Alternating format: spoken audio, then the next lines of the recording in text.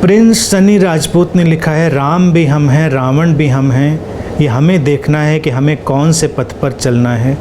अगर सही मार्गदर्शन मिले तभी हम जान सकते हैं। ये काम आप जैसे गुरु के ज़िंदगी में आने से और आत्मबोध के होने के बाद ही होगा।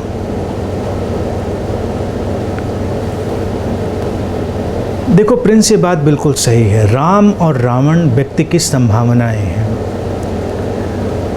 अब कौन सी संभावना कौन सक्रिय करेगा और उस जागतिक नियम में कौन सी संभावना सक्रिय हो जाएगी, ये कोई नहीं जानता। लेकिन उसके बीज तो कहीं ना कहीं से हम जाने अनजाने बो ही रहे होते हैं। हम रावण होने के बीज अपने अंदर बोएंगे तो रावण की तरफ निकलेंगे। हम राम होने के बीज बोएंगे तो राम होने की तरफ निकलेंगे। अस्तित्व ने हमको दोनों संभावनाएं दी हुई हैं। इसीलिए रहा सवाल मार्गदर्शन का। मार्गदर्शन भी एक बड़ी भ्रामक चीज़ है। मार्गदर्शन व्यक्ति वही ले लेता है जो लेना चाहता है। तमाम बुद्ध हुए, धरती कभी बुद्धों से खाली नहीं रही।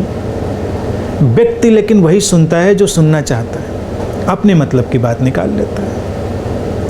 राम और रावण की कथा की यही तो खूबसूरती है कि रावण के पास कौन सी विद्वता की कमी है। राम के पास तो थोड़ा डाउट हो भी सकता है। रावण प्रकांड विद्वान है, सब जानता है, निकल अलग रास्ते पर जाता है, अहंकार के रास्ते पर, प्रदर्शन के रास्ते पर। वो उसकी जीवन की धारा को बिखेर देता है। राम वर्तमान में ठहरी हुई चेतना का प्रतीक है। वो जहाँ है परिपूर्ण है, किसी पर आश्रित नहीं है। उनका अहंकार राम का एक जमी हुई बर्फ की तरह है जो बस पिघलने को तैयार है। तुमने छुआ, वो पिघलने लगी। उसकी अपनी बहुत फिक्स्ड आइडेंटिटी नहीं है।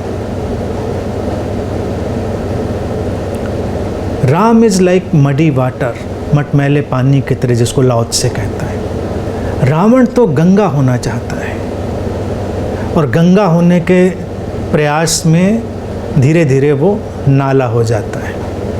अक्सर जो लोग गंगा जैसा पवित्र होने की कोशिश करते हैं, बाद में वो बदबूदार नाले में बदल जाते हैं। ये रावण की यात्रा है। क्यों पवित्र होने की तुमको कोशिश करनी है? क्यों तुमको कोई दिखावा करना है?